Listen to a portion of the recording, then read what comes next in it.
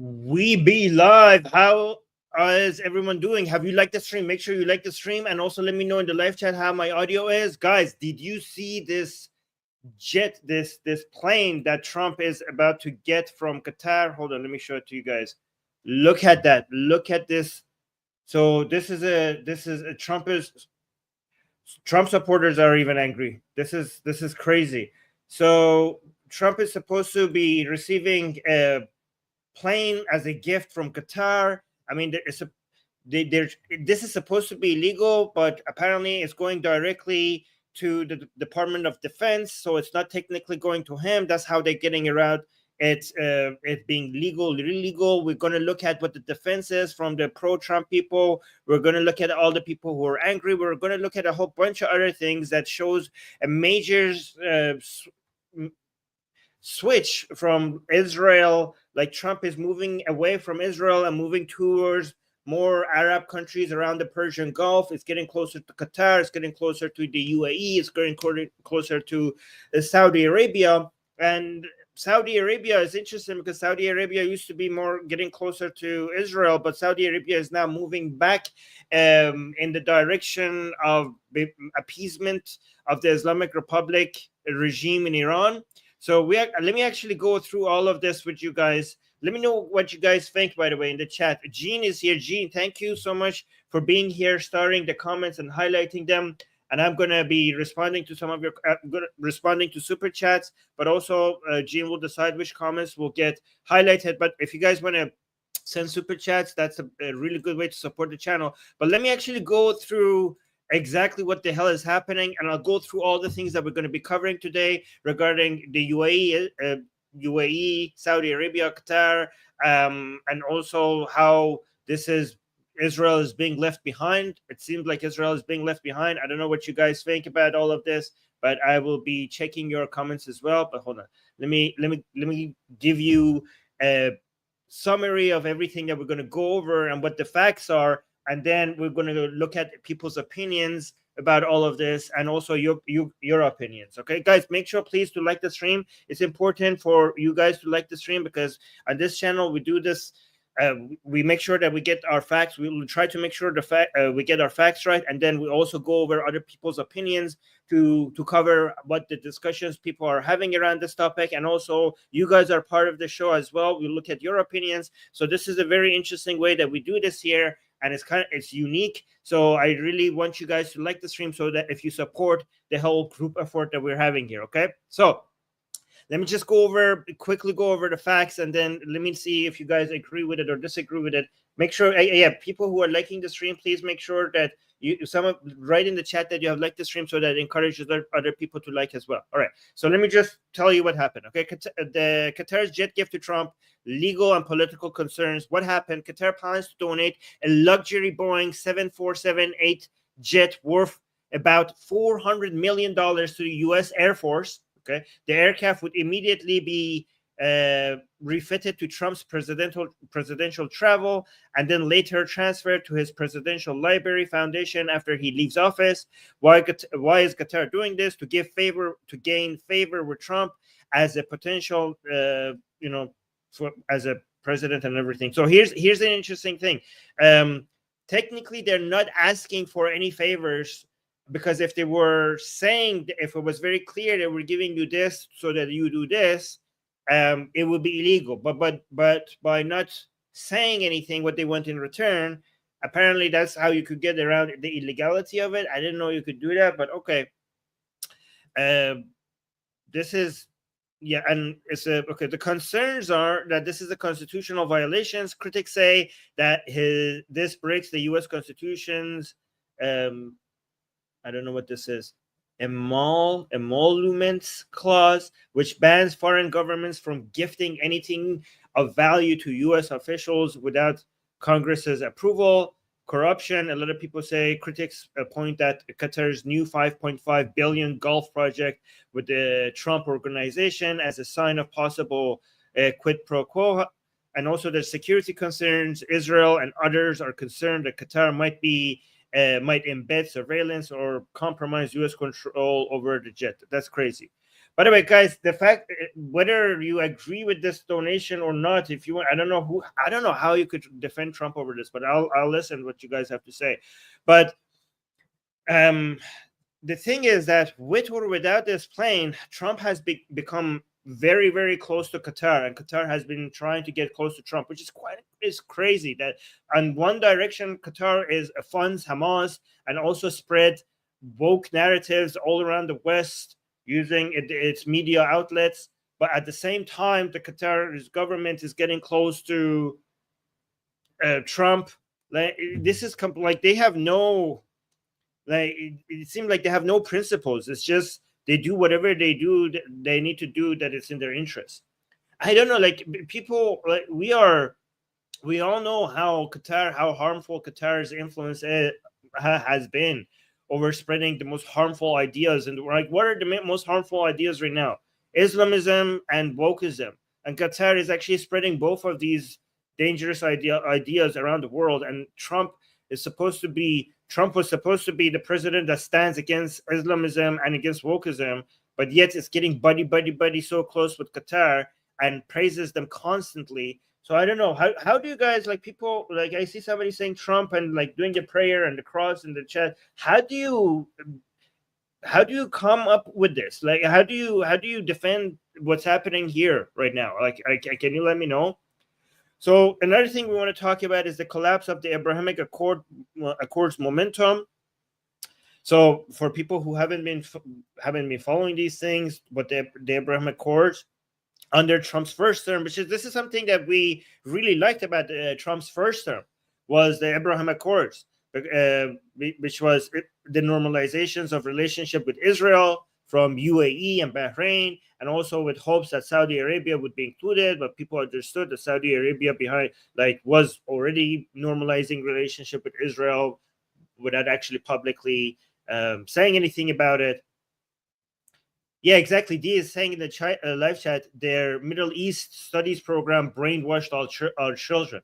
Like, yeah, we're constantly are worried about this whole brainwashing of children in America, but Qatar was behind all of that. I don't understand how Trump is so. I mean, I understand it. It's because they're basically bringing a lot of money. The Saudis, the Qataris, and the Emiratis. They're just bringing a lot of money. And it's just hard to compete with that. So you see, like Trump, as soon as there's deals and money involved, Trump basically, that's what he cares about the most. Yeah, money talks. Exactly, anti-Islam saying. Again, this is not the type of money influence of money that we like. So because people say like, hey, this is capitalism. This is actually not capitalism. The influence of money in politics is actually anti-capitalism.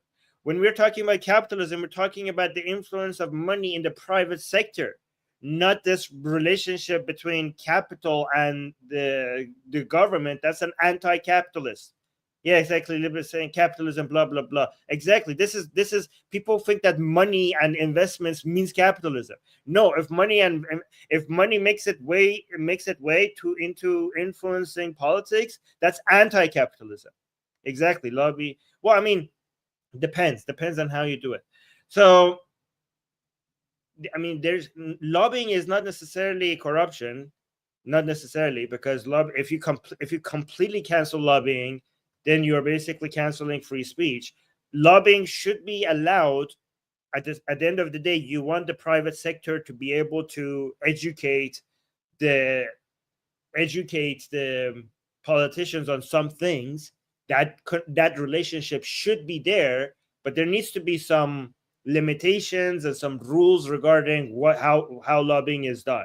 Yeah, so lobbying is not all bad. It's just how you do it and what is allowed. So, for example, this shouldn't be allowed. This shouldn't be allowed. Like lobbying in the sense that you do favors for certain politicians personally, that's a form of lobbying that shouldn't be allowed. So Let's go back to the Abrahamic Accord. What changed after October 7th? So here's an interesting thing. After October 7th, it seemed at first that the whole Abrahamic Accord thing is actually very strong, and even something like October 7th is not going to be challenging that, to the point that the Saudis even were signaling like, yeah, we're going to basically put the Abrahamic Accords on a pause, but we will get back to it. Even they were giving so much powerful signals, even like, for example, when they were talking to the Israelis behind the scenes, even after October 7th, they signaled to the Israelis that recognizing Palestine as a country, it's the fact that is not that important. Like, even Mohammed bin Salman signaled to US officials that we don't really care about that. I mean, it's true that the Saudis and the Emiratis don't care about Palestine. In fact, they see it as an obstacle in what they want to get, because their nemesis, because the Iranian regime is actually taking advantage of the Palestinian cause. So the Saudis and Emiratis actually want the Palestinian issue to just be forgotten and go away. So, and they were signaling that the fact that normalization with Israel, the condition for that is for Israel to recognize Pakistan. That's just for appeasing our people so that they don't revolt against us or something like that.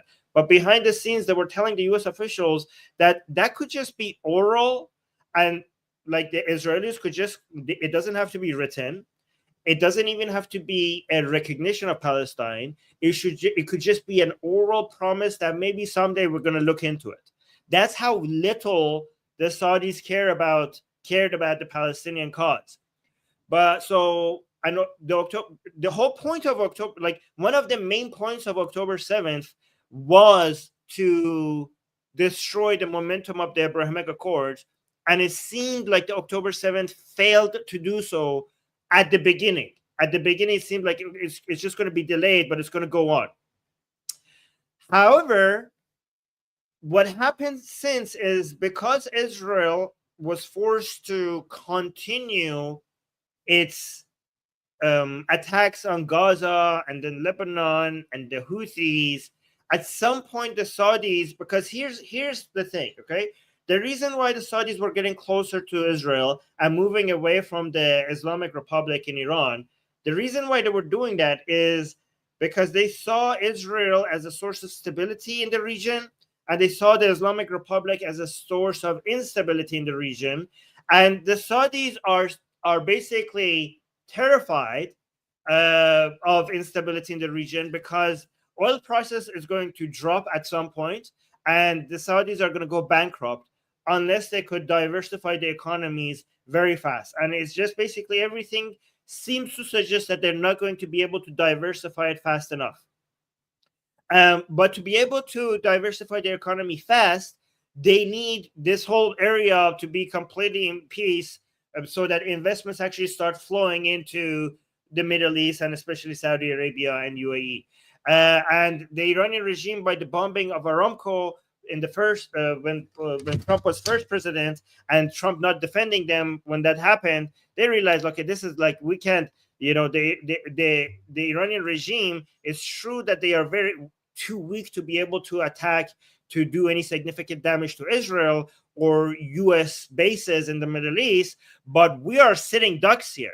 The Saudis and the Emiratis, they are sitting ducks. And if the Iranian regime cannot take out Israelis and Americans, they're like, how about we just take out your allies like the UAE and Saudi Arabia? Because they are not, when it comes to them being able to defend themselves, they don't have as powerful of a defense mechanism than that the American bases have or the Israelis have.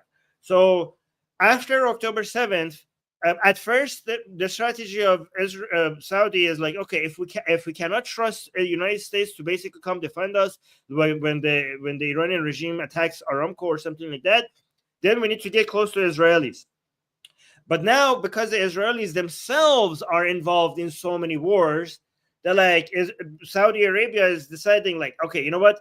Maybe we should just try to make friends, go back to becoming friends with the Iranian regime so that we don't encourage them to attack us. So this is a shift in strategy. So after Hamas's attack and Israel's intense military response in Gaza, Saudi Arabia froze normalization talks with Israel. So it wasn't the October 7th attacks that Saudi Arabia made Saudi Arabia pause normalization. It's basically the constant intense military responses that Israel is now forced to be involved in. That is now making Saudi Arabia freezing normalizations with Israel. Saudi leaders condemned Israel actions and rejected Netanyahu's talk of relocating Palestine to Saudi land. Yeah, also some of the so we know about that. Okay. And also Saudi Arabia is not just shifting towards the Iranian regime, it's also shifting closer to Turkey. Ever since the fall of Assad in Syria, many people thought that at some point, this is like Syria is going to be a point of tension between Saudi Arabia and Turkey. However, what actually happened was they actually now are cooperating on Syria, and they are like, they're not fighting. Okay, so let's look at the Saudi-Iranian regime issue. So since 2023, Saudi Arabia and the Iranian regime had reopened embassies. They held defense-level meetings. They exchanged letters between their monarchs. So relationships between Saudi Arabia and the Iranian regime is unfortunately getting better. Let me I will respond to some of your comments soon. Saudi Arabia no longer publicly opposes a new U.S.-Iranian regime nuclear deal and even supports it behind the scenes. So, guys, let me actually tell you what's happening here. The Iranian regime has realized that it could use Saudi's powerful lobbying in United States to get Trump to push more for peace and not attack the Iranian regime. So this is how it works. The Iranian regime, so the Israelis' influence on United States would mean that it will influence United States to maybe start attacking the Iranian regime and start like a military conflict between the United States and the Iranian regime. However, because the Saudis don't want that, here's the clever game that the Iranian regime is playing. The Iranian regime is saying that, hey, if there is war, maybe I can't hit Israel, maybe I can't take U.S. interests, but I can attack Saudi Arabia. So Saudi Arabia, be a good boy, use your lobbies in the United States to pressure the Trump administration to go more for a deal, a nuclear deal, rather than a military action. And honestly, the Saudis are thinking like, they don't actually have any choice. So the Saudi lobby in U.S. is basically the Iranian regime's lobby right now in the U.S. Because the Saudi is like, we are the ones who are going to get hit if something like this happens. So right now, if you see a switch in tone from the Trump administration towards more appeasement of the Iranian regime, is because the Saudi lobby in the United States, yes, would be the Saudi lobby in United States is more powerful than anything like AIPAC. They have more money. They could make, they have more centralized control over their money. They could promise Trump $1 trillion deals. They could basically buy his hotels, or I don't know, stuff like that. I don't know, like Qatari just give him a plane. I mean, it's all out in the open. They're not even hiding it anymore. So also we have the Saudi-Turkey situation. The Saudi and Turkey are having stronger ties since 2022. Joint economic deals, shared opposition to Israel's war conduct. So this is interesting because we were moving towards a direction where we were creating a unity of countries around the Middle East against the Islamic Republic. Now the game is changing, and things are moving in the direction that is bad for Israel. And there's actually now a unity is now again being formed in the Middle East against Israel again. We're moving in the other direction again, which actually shows that you cannot trust these leaders of these countries. Okay, so why there's a shift? So again, all of this is because of Vision 2030. The Saudi Crown Prince MBS wants peace to attract investment. Okay, Vision 2030. It's not going as fast as the Saudis want. They're desperate. And the public anger in the Muslim world over Gaza makes it so that it's not convenient right now to move towards Israel anymore, because the Saudis are really afraid at some point, because they're modern. Remember, guys, we saw this in Iran, we saw this in Turkey, and now we're seeing it in Saudi Arabia. Ataturk and Mohammad Reza Shah, they were trying to modernize Turkey and modernize Iran, and the speed at which they were doing it caused a backlash. In Turkey, we see the rise of Islamism again, and in Iran, we saw the Islamic Revolution. And now the Saudis are trying to modernize, and they're trying to modernize very fast. So the Islamic Revolution and the backlash of Islamism that we saw in Turkey and Iran, in Saudi Arabia, at some point, the Wahhabis or the Muslim Brotherhood or something like that, at some point there might be a backlash.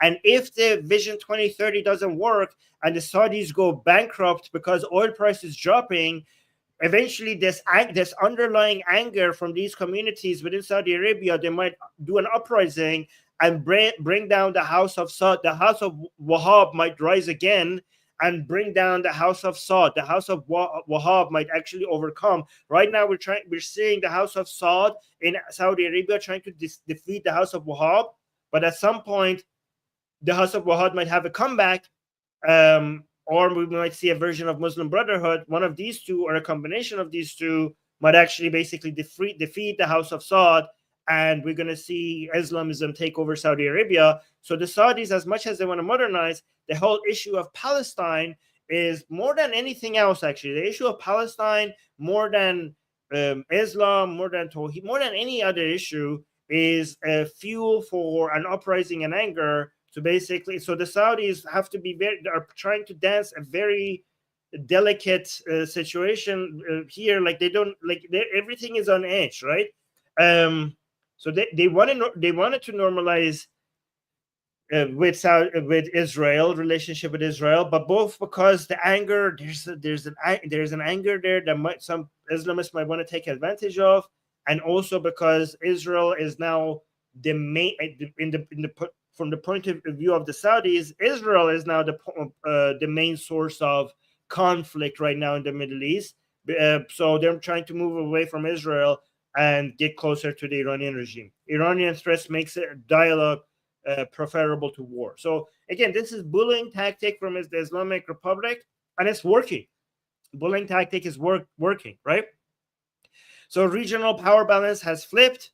Before, in 2020, Israel plus the Persian Gulf Arab states, UAE, Bahrain, and maybe Saudis, definitely Saudis, were building a coalition against the Iranian regime. But now in 2025, Saudi Arabia sees Israel, not the Iranian regime, as the biggest source of regional instability. Persian Gulf countries, but guys, by the way, it's the Persian Gulf. It's not just the Gulf, and it's not the Arab Gulf. It's the Persian Gulf, okay? Trump was trying to change the name to the Arab Gulf, and that, we here at this channel, we're not going to stand for that, okay? It's the Persian Gulf, okay? So the Persian Gulf countries are hedging, staying neutral, and basically talking to all sides, right? And again, the Iranian regime is using Saudi's fear to pressure the United States. Basically, the Iranian regime threatens Gulf stability with Houthis, missile threats, oil strike. Again, remember, Saudi Arabia is very vulnerable. All those oil facilities, all those, everything they have, is just there. They don't have the Israelis' Iron Dome. They don't have the THAAD. I mean, they have the Patriot defense system. Do they have? I think they have something like that. Yeah, I think they have the Patriot, but they don't have as much. They don't have the Iron Dome, right? So all of these are just easy to hit. with the Iranian regime. We saw that they could hit it using the Houthis. So they are nervous. Saudi Arabia is very nervous, and they want to shift its U.S. lobbying from punishing the Iranian regime to engaging the Iranian regime. Guys, by the way, if you appreciate everything I'm telling you, because this is some deep analysis here that you might not see other places, so please like the stream so that more people end up seeing the stream, okay? And this basically Saudi Arabia is indirectly lobbying for the Iranian regime because the U.S. softens its pressure because Saudi Arabia wants to avoid war. And the Iranian regime strategy is scare Saudi Arabia, make Saudi Arabia ask U.S. for restraint, reduce U.S. appetite to confront the Iranian regime. And then we have Israel. Israel is now feeling sidelined by Trump's current administration and its Middle East strategy. I mean, if you guys noticed, we have seen this happening slowly over time. Like, look, everything I say now, if you actually look at the events in the past couple of months, it now makes sense. So, for example, for the Hamas ceasefire talks, U.S. went and directly negotiated with Hamas to free hostages, especially the American hostages, without Israel's input. They went and, we went from the strategy of we will never negotiate with terrorists to we were like, oh, we will absolutely negotiate with terrorists without even getting Israel involved.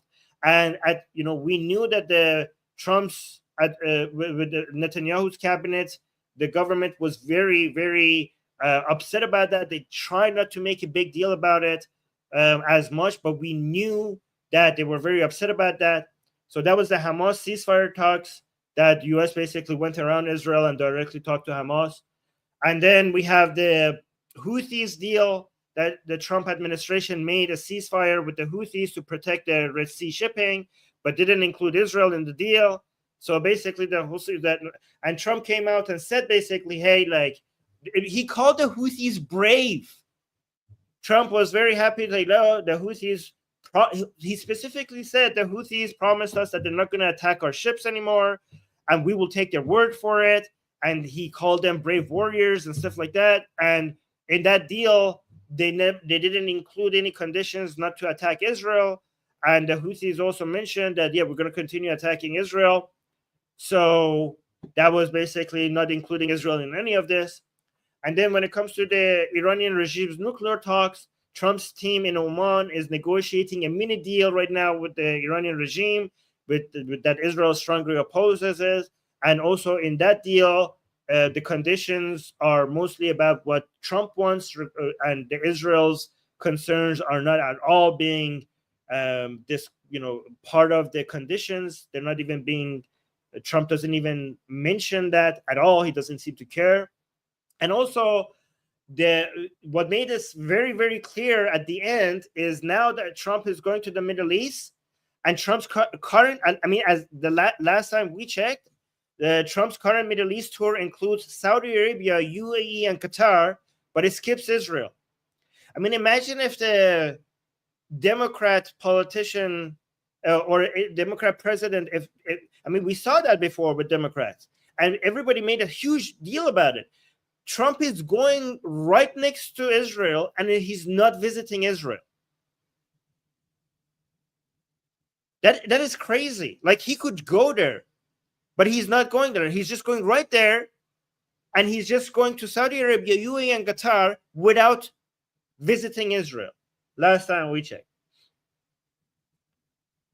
This is basically a huge message that, yeah, we don't really care about Israel as much anymore, and we are moving towards these countries. We are moving towards. Let me actually see. Okay, is Hegseth going to Israel on this tour? Because last time I checked, there was an update regarding Hegseth going to Israel while Trump is going to Saudi Arabia, but then something changed about that. So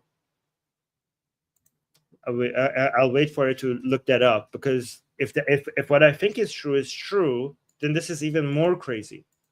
All right, so Israel's concern losing its veto power over U.S. Regional policy worries that the Iranian regime and its proxies will think the U.S. will restrain Israel from retaliating, and then Netanyahu's base sees Trump as going soft on terror, which is true. Guys, this is worse than the Democrats. What we're seeing right now is worse than the Democrats. Like, it's crazy to say, but Israel right now would have been better off if Biden or Kamala Harris was president. This is crazy, isn't it? Israel right now would have been better off if Biden or Kamala Harris were president, because they wouldn't be giving this much in to terrorists. I mean, we will see how the nuclear deal with the Iranian regime goes, but if we see removal of sanctions, for example, because of a deal, then that would not happen under a Biden administration.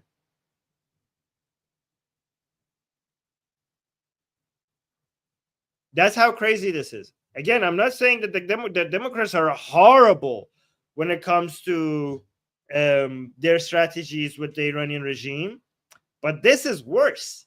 This is even worse. Let me actually see. Okay, so apparently this is how. Okay.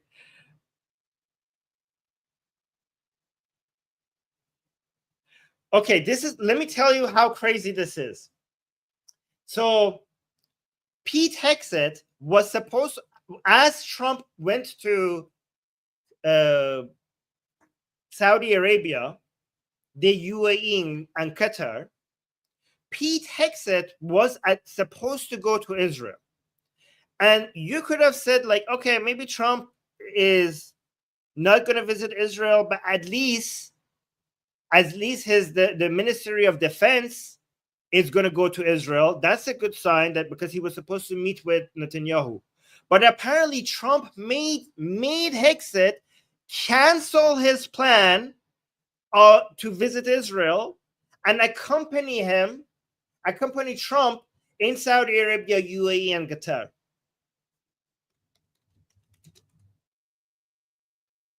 Is that not crazy? So Hegseth, the Secretary of Defense, you guys in the United States call your Ministry of Defense the Secretary of Defense. You guys, so yeah, every time it says Foreign Secretary, Secretary of Defense, in other countries they call this Defense Ministry or Foreign Ministry or stuff. But you guys, so it's a different vocabulary in the United States, okay? So Hegseth, the U.S. Secretary of Defense, was originally scheduled to visit Israel on May 12, 2025, where he planned to meet with Prime Minister Benjamin Netanyahu, Defense Minister Yoav Gallant, and tour an Israel naval vessel near Gaza. That visit has been canceled. Why was it canceled? Donald Trump personally invited Hegseth to join him on the current Middle East tour. I mean, it's right there. You could visit you could go to Israel. Basically, tour abroad Air Force One, which includes trips to Saudi Arabia, Qatar, and UAE, but not Israel. Okay. That is an ouch.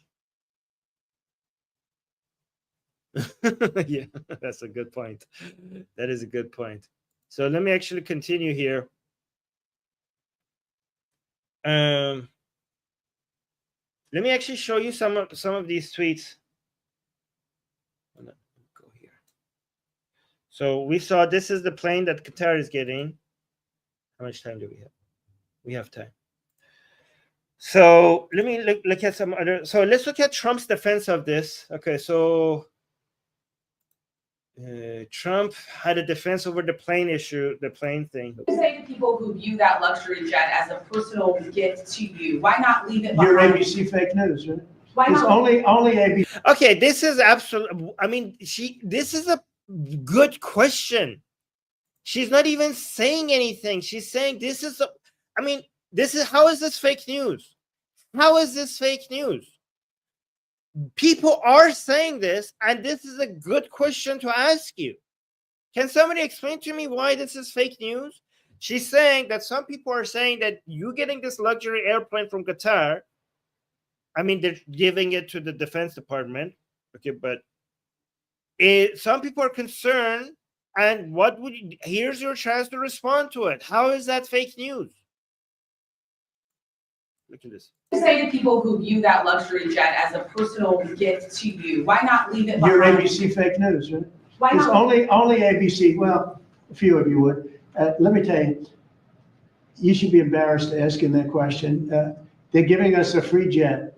I could say, no, don't give us. I want to pay you $1 billion or 400 million or whatever it is. Or I could say, thank you very much. You know, there was an old golfer named Sam Snead. Did you ever hear him? He won 82 tournaments. He was a great golfer. And he had a motto: when they give you a putt, you say, thank you very much. You pick up your ball and you walk to the next hole. A lot of people are stupid. Well, I mean, based on that argument, you could actually justify actual real bribes too. Like, hey, like, imagine I said, like, I committed a crime. So I'm a police. I let and this criminal gave me some money and I took it. I'm like, why did you take it? You're not supposed to take money from criminals. They're like, why should I? They're giving me something for free. Why should I not take it? Okay. I mean, this, you're basically, this logic excuses bribery. An old golfer named Sam Snead. Did you ever hear him? He won 82 tournaments. He was a great golfer. And he had a motto: when they give you a putt, you say, thank you very much. You pick up your ball and you walk to the next hole. A lot of people are stupid. They say, no, I insist on putting it. And then they putt it and they miss it. And their partner gets angry at them. You know what? Remember that, Sam Snead. When they give you a putt, you pick it up and you walk to the next hole and you say, thank you very much. Respectfully, sir, as a businessman, some people may look at this and say, have you ever been given a gift worth millions of dollars and then not received It's not a anything? gift to me. It's a gift to the Department of Defense. And you should know better because you've been embarrassed enough, and so has your network. Your network is a disaster. ABC is a disaster. Unbelievable. I mean, how could this not be a legitimate question to ask? That's a good question to ask. So again, this is not just me saying. A lot of people who are Trump supporters are concerned as well. But is this the actual image of the inside the plane, or is it just another luxury plane? Because the images I saw looked a little bit different. I don't know. It looks something like that. Anyway, Jennifer saying, a royal family of Qatar plans to donate a jumbo jet for President Trump's exclusive use. People are saying, well, it's not going to go directly to Trump. I mean, of course, it's not going to go directly to Trump. That would be obviously illegal, and they wouldn't be able to do that. The point is that it's going to be for his use. Like, of course, they're not going to be able to directly give it to him. That's not, what are you talking? How is that a defense of any of this? Donate a jumbo jet for President Trump's exclusive use as a presidential plane. Sources told me, but it won't be ready to be Air Force One quite yet. Trump would be flying it back to because they cannot, because the Air Force One has a lot of security features. It's basically a flying bunker with a lot of security features that people cannot listen to calls coming in and out. So a luxury plane, he cannot, if he wants to use it, it needs to go through years of, like, I don't know how long. It needs to go through a lot of, like, security upgrades. So, but I mean, here's the thing, guys. Why would Qatar do this? They're just like, hey, we have $400 million worth of plane. We just don't. Nobody was using it, so let's just, like, we're just so rich that $400 million is just basically nothing to us, and we're just gonna give it away. Yeah, we didn't think much of it. Like, of course, Qatar is thinking that they're gonna get something in return. Of course, they're gonna think that, like, it's not $400 million it's not pocket change even for Qataris. Okay, that's almost half a trillion dollars. No, $500 million. Sorry. Wait, hold on. Trump won't be flying back to the U.S. from the Middle East in it. The plane, like any gift, needs to be checked for security and any possible spying devices before it is accepted. One of the sources said it will be donated to the Trump's presidential library shortly before he leaves office. I mean, even after he's not president, it still goes to something that benefits Trump. He's going to go to his presidential library. Let me see. We got a super chat. Thank you, Ginga, for the super chat. Ginga is saying, do you think this is all a ruse to appease the anti-Israeli crowd? It is supposed to be the most pro-Israeli administration of our time. If it is not a ruse, then Sarah M. Payne is right. No, it's not a ruse. Guys, first of all, Trump, from the very beginning that he became president, he was elected as president, he posted something on his own social media account, on Truth Social, I think, saying that this quote by this video by this university professor saying Netanyahu is a bastard that is trying to take United States into wars that United States doesn't want. And also, guys, the whole MAGA movement, not all of them, but there are sections within the MAGA movements that are genuine anti-Semites. And we have anti-Semites on the left and on the right. But let me tell you, the anti-Semites on the right are, I mean, they're both extremely crazy, but sometimes we forget how dangerous the anti-Semites on the right are. Because the anti-Semites on the left, they themselves are incapable of causing harm. That's why they unite with Islamists, because the harm comes from the Islamists. The far left people are mostly responsible for networking and the infrastructure and the spreading of the poisonous ideology that they have. Okay, but they themselves are not equipped to actually cause the harm. Themselves. They're pretty pathetically weak themselves. That's why they have this Islamist arm that they use, right? But they're anti-Semites on the right. They themselves are extremely dangerous. They themselves are, they could cause, I mean, if you look at history, when it comes to Jews paying the heaviest price, it many times came mostly from anti-Semites on the right. So you need to be concerned about both of these people. I know it's not a ruse. This is something that we saw it coming from the beginning of the Trump administration. And how would this be even a ruse? Like it wouldn't work. Appease the anti-Israeli crowd are not pro-Qatari. So even the anti-Israeli crowd, Qatar tries to spread anti-Israeli narratives, pro-Islamic, pro-Muslimhood narratives, far lefty narratives.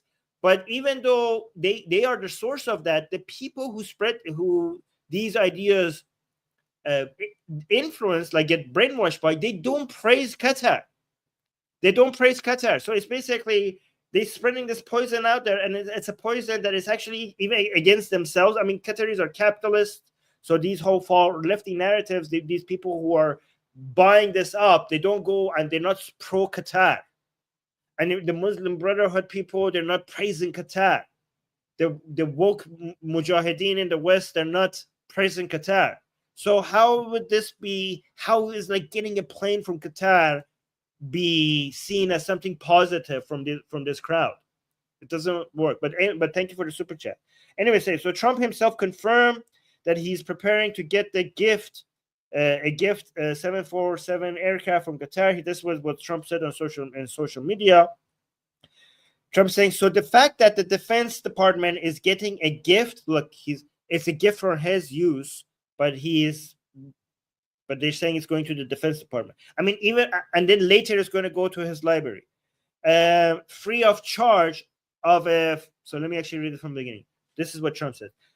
So the fact that the Defense Department is getting a gift free of charge of a 747 aircraft to replace the 40-year-old Air Force One. Also, Trump doesn't like by the way, guys, Trump doesn't like the White House. He doesn't like the Air Force One. He thinks they're too old. He thinks that they don't look good. So, yeah. He thinks it's not like to his level.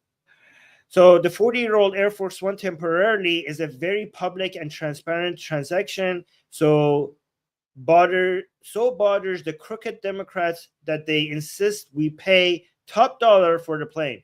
I mean, look, it's not bothering just the crooked Democrats. It's bothering a lot of people from within his own base. And it says anybody can do that. The Dems are world-class losers. Mega. Yeah.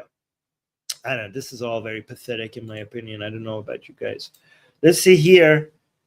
Oh, let's look at this. This is Trump in 2017 said the nation of Qatar has been a funder of terrorism at a very high level. This is what he said before. And yes, I do find it strange that he's now accepting a $400 million plane from these Qatari terror funders. There's no free lunch. Exactly. So let's watch this together. This is Trump in 2017. Unfortunately, has historically been a funder of terrorism at a very high level. And in the wake of that conference, nations came together and spoke to me about confronting Qatar over its behavior. So we had a decision to make. Do we take the easy road or do we finally take a hard but necessary action? We have to stop the funding of terrorism. I decided, along with Secretary of State Rex Tillerson, our great generals and military people, the time had come to call on Qatar to end its funding. They have to end that funding and its extremist ideology in terms of funding. I want to call on all of the nations to stop immediately supporting terrorism. Stop teaching people to kill other people. Stop filling their minds with hate and intolerance. I won't name other countries, but we are not done solving the problem, but we will solve that problem. Have no choice. This is my great priority because it is my first duty as president to keep our people safe.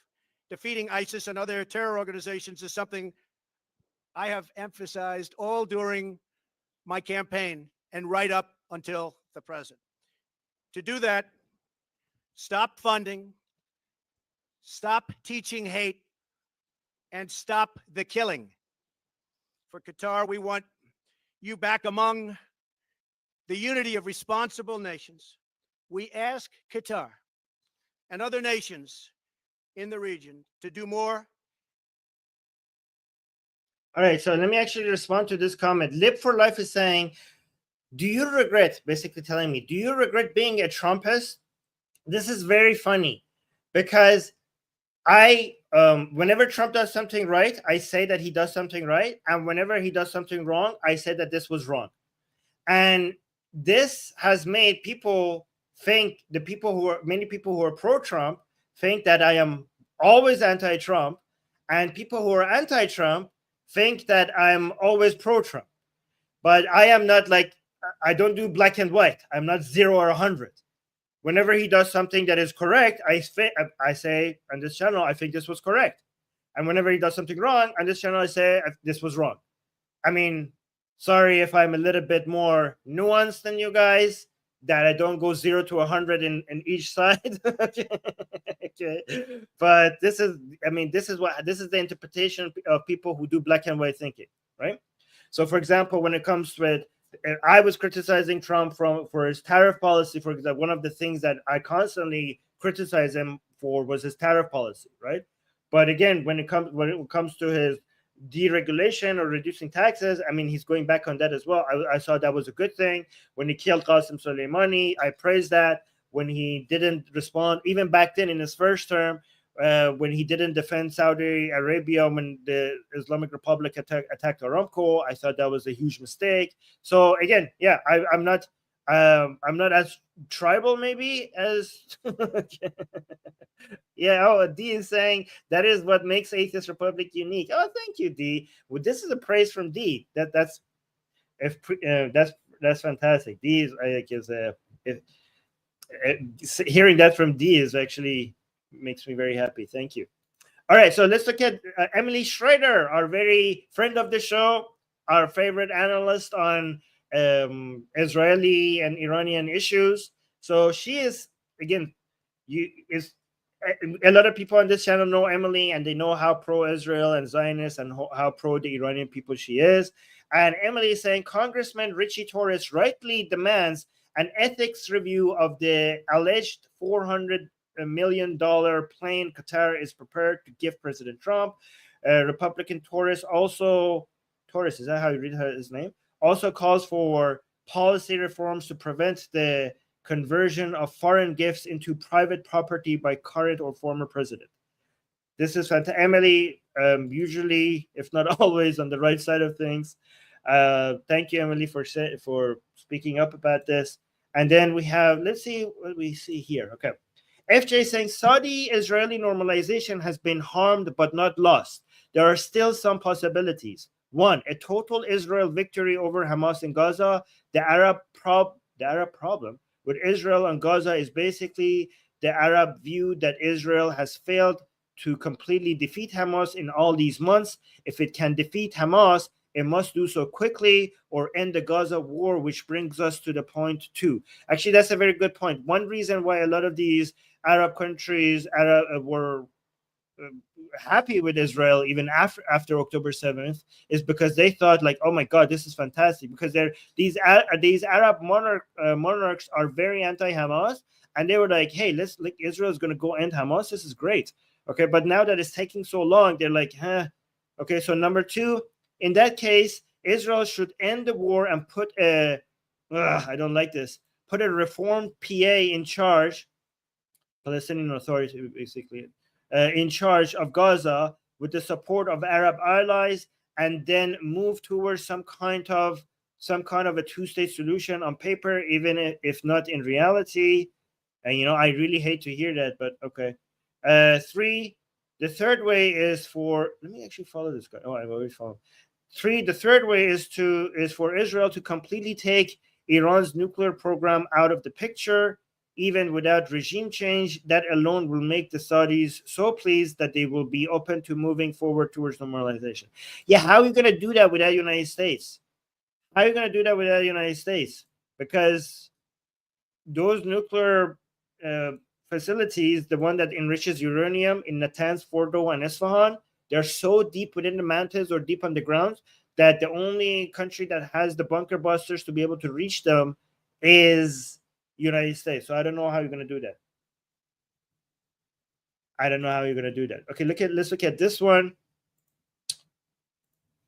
So Lazar Berman is saying the U.S. is no longer demanding Saudi Arabia normalize ties with Israel as a condition for progress on civil nuclear cooperation talks.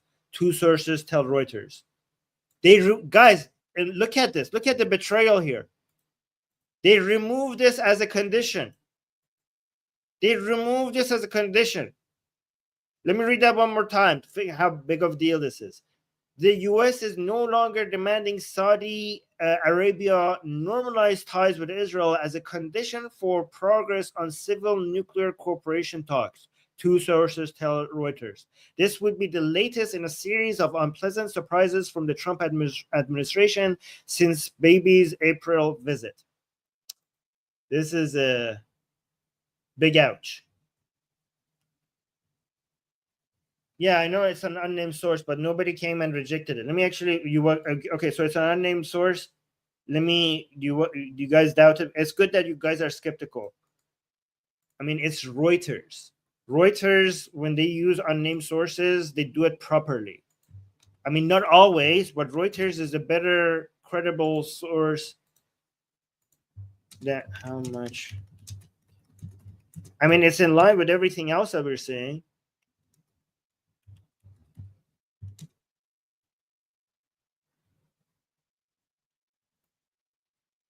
Yeah, I could do some deep digging into how much this could be trusted, but good. It's good that you're skeptical, though. I do want to encourage skepticism on this channel. Check this. Oh, okay. Yeah, but things are not moving in the right direction. Let's look at this one. Aziz is saying, since the Saudi-Iran normalization of 2023, many have reduced it to a tactical measure. Wait, hold on. No, let's actually look at this tweet first, the one that is being quote tweeted. Ali here saying, a rare scene, Iran's supreme leader receives, this was back in, where is it? This was back in April 17th. Okay, so we saw this visit of Saudi Arabia's. Okay, so here, Iran's supreme leader receives Prince Khalid bin Salman, son of the Saudi king and brother of MBS, who delivers a letter in person in 26 when Khamenei met Saudi, King Saud Al Faisal. Such a protocol break occurred. Okay, wait, hold up. I don't know what you're. Yeah, okay, so this is horrible. Look at this. This is because Khamenei actually himself was basically getting very. This is them getting closer together. Like just a year ago, this was for us Iranians.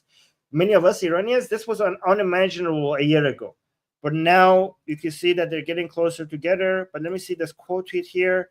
Aziz is saying, since the Saudi-Iran normalization of 2023, many have reduced it to a tactical measure and overlooked how Saudi has treated this rapprochement as a strategic investment.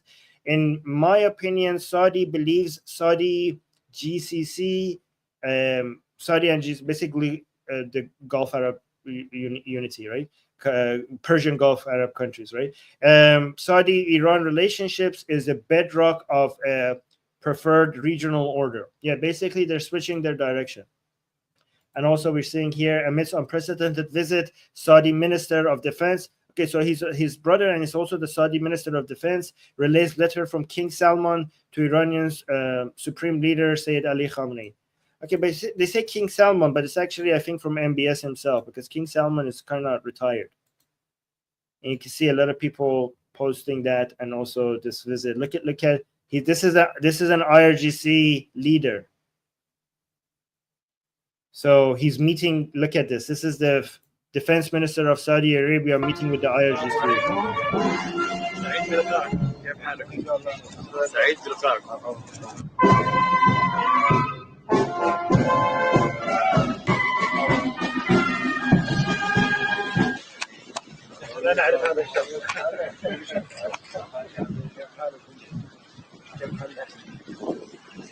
Yeah, this is very bad. This is an alliance that you don't want for Israel. This is very bad for Israel.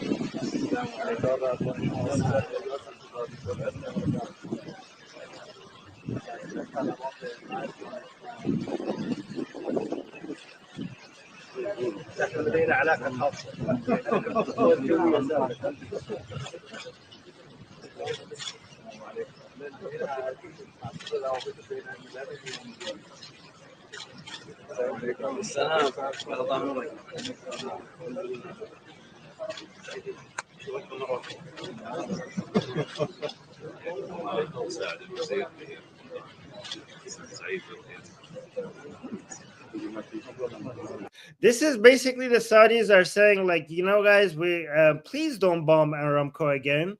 Please, you know, this is basically as weak as the Iranian regime is against Israel, they are strong enough to be able to cause major damage to Saudi Arabia. And this is basically the Saudis realizing nobody will be able to help them, because at first they were thinking that the United States is always here to defend us because of our oil.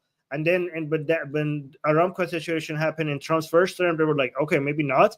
Let's get close to Israel. And then after October 7th and Israel being participating in so many wars right now, Saudis are like, hey, let's just go beg the Iranian regime not to bomb us. This is what's happening.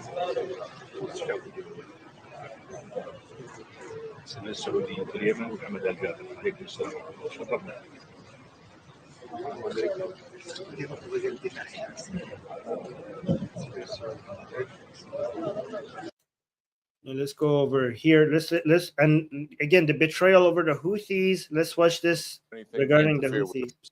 Here to discuss this and so much more, including Russia, retired 4-star General Jack Keane. General, first off, you believe the Houthis? Well, I believe them that there's certainly in the near term are not going to do anything to interfere with shipping. And listen, the only reason they're saying that is because this is over Trump's pounding them.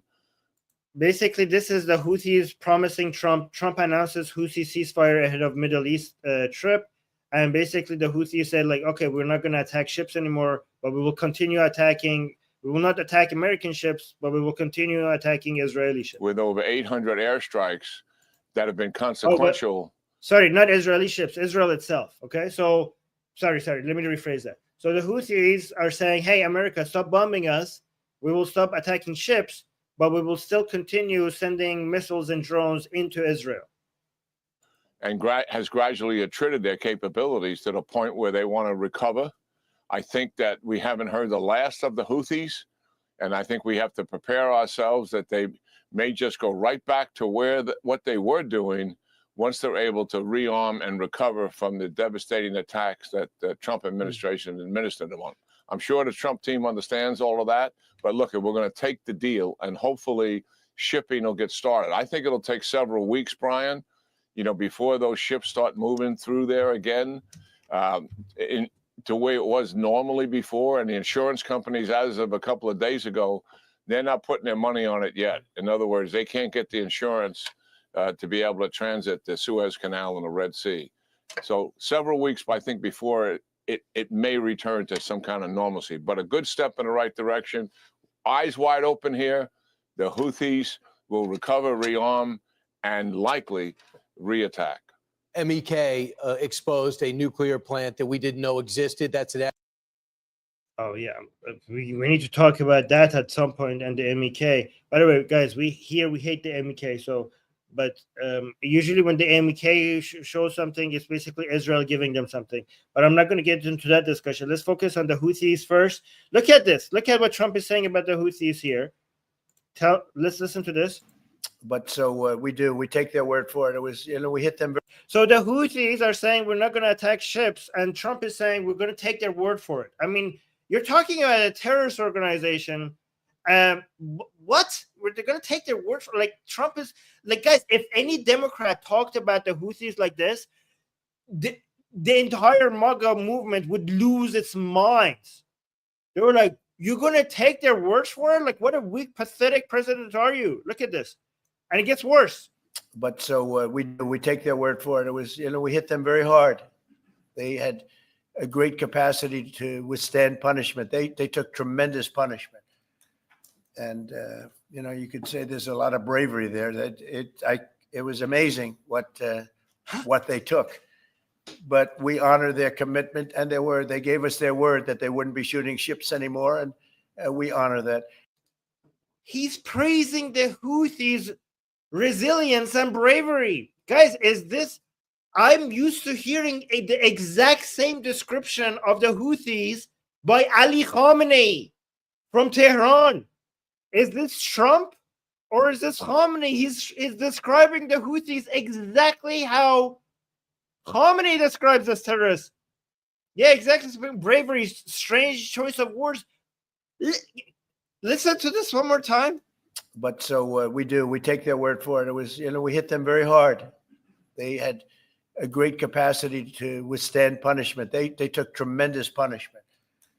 And, you could say there's a lot of bravery there. That it was amazing what they took. But we honor their commitment and their word. They gave us their word that they wouldn't be shooting ships anymore. And we honor that.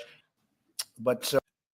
Okay, yeah. So do you think, are they going to take death to America off their flag? Well, what I'm hearing from the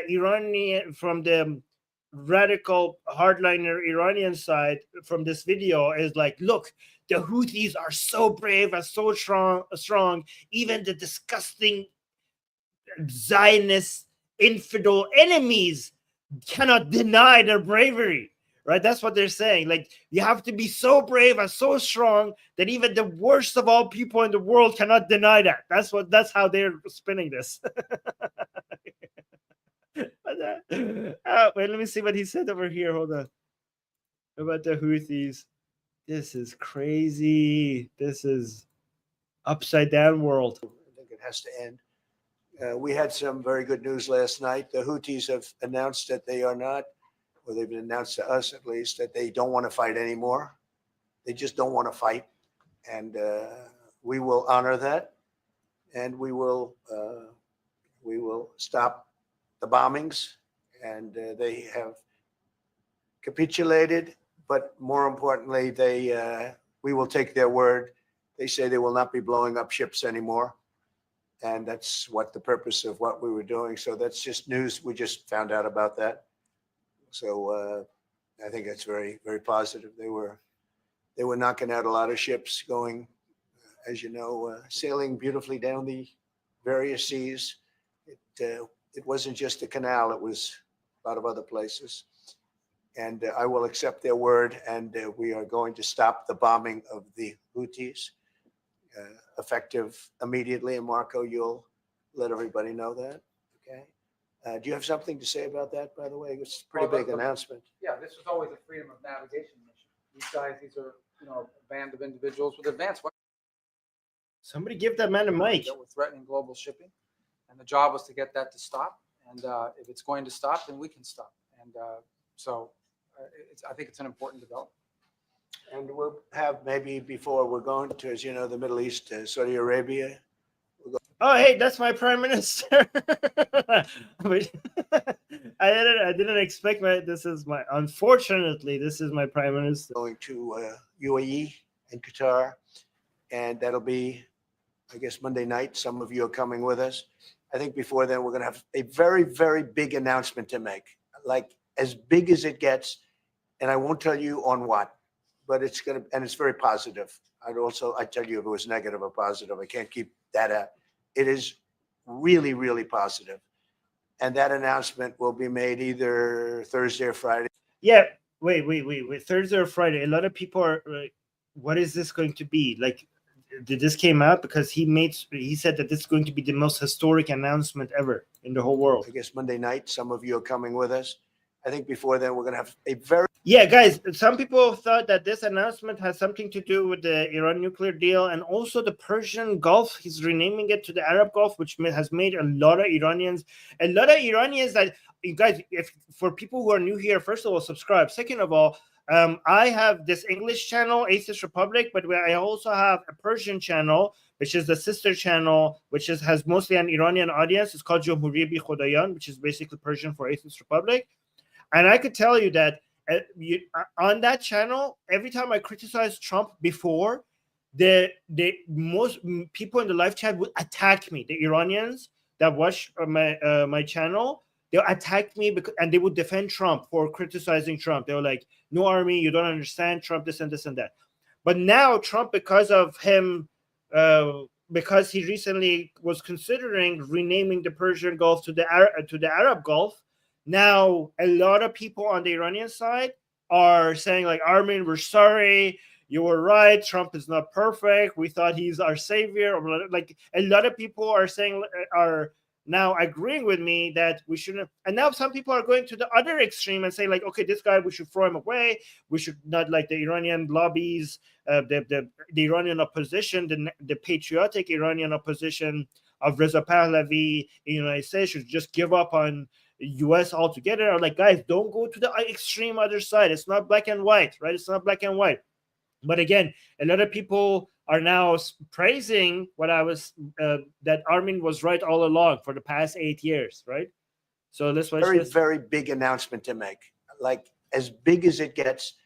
And I won't tell you on what, but it's very positive. I'd tell you if it was negative or positive. I can't keep that out. It is really, really positive. And that announcement will be made either Thursday or Friday or Monday before we leave. But it'll be one of the most important announcements that have been made in many years about a certain subject, very important subject. So you'll all be here. Mark, would you like to say a few words? Well, thank you, Mr. President. I'm on the edge of my seat, actually, I for the know. big announcement. But thank you. Okay. We'll see what that announcement is. Let me just look at some of your comments. Oh, we just got a super chat. LOL is saying, did you know India-Pakistan mediation was done by Iran? What? When did this came out? Is this a new information? I have to look into that. I don't think a lot of Indians would appreciate that. I don't think so. Is this where are you getting this information from? Okay, I haven't heard anything to that effect. I would look into that. Darko is saying, but thank you for the super chat. Darko is saying, guys, by the way, the super chats and memberships, these are really helpful to this channel. This is the only reason why we could continue what we're doing is because of your super chats and also the people who became members on this channel. So I appreciate all the support that we're giving. However, if you don't want to support us financially, please at least like the stream because that doesn't cost you anything. So please like the stream. And also, if you want to support us more without costing you anything after the show is over, please leave us a comment under the show and also subscribe, hit the bell notification, and share this video to people. Okay. Darko is saying, what do Iranians that are anti-regime think about this pivot? Actually, right after this, I'm going to go to the Persian, this very topic that I just did right now. After I end the stream, I'm going to do it on the Persian channel, and I'll see. I mean, I think if I did this show without the whole, so if the Iranian people, many Iranian people who are against the regime, because Trump was considering changing the name of the Persian Gulf to the Arab Gulf, if that didn't happen and I did this show, a lot of people it would be 50-50. Like 50 people I think 50% in the chat would agree with me that Trump, this is a concern, that this is a pivot that we don't like. But there would be another 50% that would tell me, like, no, Armin, you're misunderstanding what's happening. This is just a game. This is a trap. And Trump knows what he's doing. But now that because of this whole attempt of renaming the Persian Gulf to the Arab Gulf, I think now that I'm going to do this show in about 15 minutes, there's going to be vast majority of the people are going to agree with my analysis, given what just happened, right? We'll see. I mean, I don't know. I'm not sure. I'm going to tell you after I do the show what people think, right? LOL is saying Iran FM was in India during, foreign minister. He was, but that doesn't mean he was involved in I mean, I'm not saying you're wrong, but I have to see more. I mean, given that when he was in India, you saw how they treated him, right? One of the most important analysts in India on TV draw a red line around his picture and called him a pig, and India never apologized for that as well. But I mean, honestly, I think that's an insult to pigs. So pigs are better than Iran's foreign minister. Please do not be insulting to pigs. That's not fair to pigs. But I don't think Indians would appreciate Iranian officials being involved in telling India what to do. So that's why it's hard for me to believe. Him being there is not reason enough for him being involved in the negotiations. But I'm not sure. Live for Life is saying, oh no, I already answered this. Nightman is saying, modernizing from top down dictatorially will never work and create a backlash. Iran is the best example. The people always against the government. Yeah, I mean, that's a big topic. I'm not going to get into it that much. It's not black and white, but we'll see. Sometimes before you have democracy, I mean, if we didn't have the modernizations of Mohammad Reza Shah, Iran would be decades behind right now. So atheist gamer saying, what is the negative? I mean, it is decades behind, but it would be even more behind. Okay. Atheist gamer saying, what is the negative consequence for Saudi Arabia if U.S. Israel attacked Iran? Because the Iranian regime will basically take the interests of Saudi Arabia hostage because it cannot do significant damage to Israel. There's two things. First of all, the Iranian regime might want to attack Saudi Arabia as a way to hurt America. So to get America to stop backing Israel and stop supporting Israel when it comes to a war with the Iranian regime is using Saudi Arabia's pressuring Saudi Arabia and threatening Saudi Arabia for Saudi Arabia to use its lobby to get the United States to back down and also to get the United States to get Israel to back down. So other than a direct threat, like we saw in the first term of Trump, where the Iranian regime used the Houthis to attack Aramco and Saudi's oil interests or oil facilities, just the entire war around the Middle East basically means that investments are not going to flow into Middle East, including Saudi Arabia, as fast as Saudis want. and Saudis need, as much as investments that they're already getting, they need significantly more than that to be able to do anything that to be able to get to their Vision 2030, right? Or else they're going to be screwed as oil prices drop, which eventually it will because of alternative sources.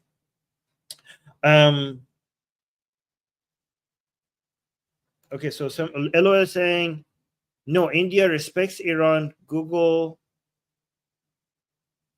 in something corridor. Is this a north-south corridor that you're talking about? Yeah, I know about.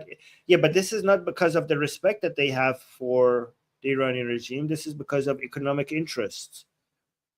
I mean, they're not hostile, but they also see Iranians' influence over the Islam, over the Kashmir.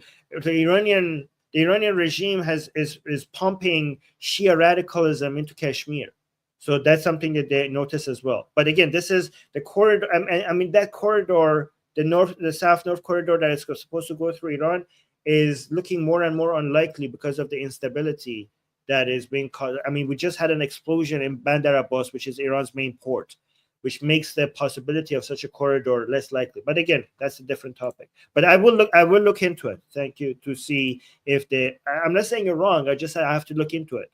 I just have my doubts, but I will look into it. Somebody from India who I cannot pronounce the name is saying, thank you so much for the super chat. I appreciate that. Oh, it's not from India. I don't know what currency is it. Is this Bangladesh?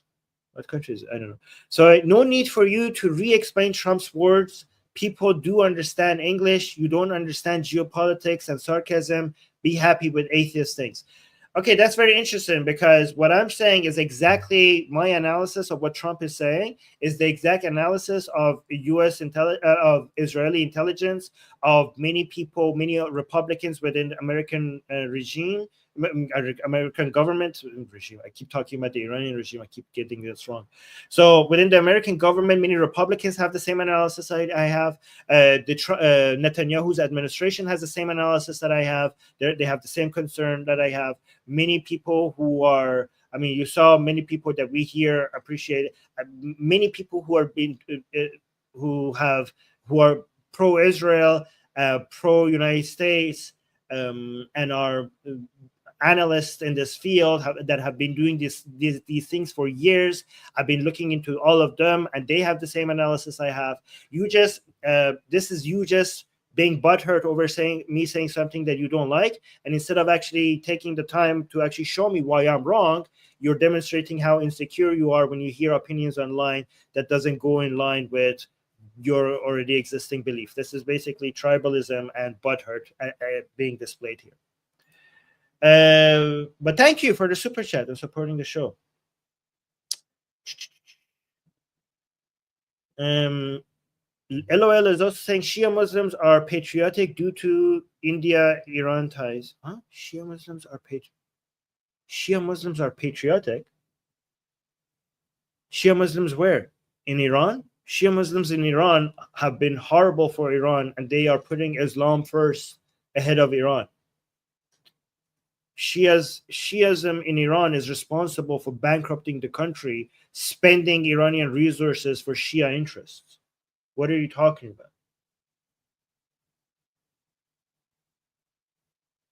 I don't know. Okay, this is wrong. This is so wrong. I don't know. You're talking about Shias in India or Shias in Iran, because Shias in Iran have been the most anti-nationalist, the most anti-patriotic force in Iran ever. So I don't know what this is about. I mean, I know something about this. I've been doing Iranian politics for decades now. Okay. I think he's talking about Shia Muslims in India. Okay, if he's talking about Shia Muslims in India, I don't know about that. Shia Muslims in India, Shia Muslims in Kashmir, I know that they're being influenced by the Iranian regime to get Kashmir out of the hands of India. So I don't know about Shia Muslims in the rest of India, but that's what I know about Shia Muslims in Kashmir. Not all, hashtag not all, hashtag not all. Anyways, I gotta head out. I gotta go get ready for our Persian show. Guys, please make sure you like the stream. Please make sure you subscribe, hit the bell notification, leave a comment. I appreciate everybody here. And I'll see you again soon. Bye. Don't forget to like. All right. Bye. Thank you, Gene. Thank you, Gene, for highlighting the comments and starring them. You're amazing. Thank you. Thank you.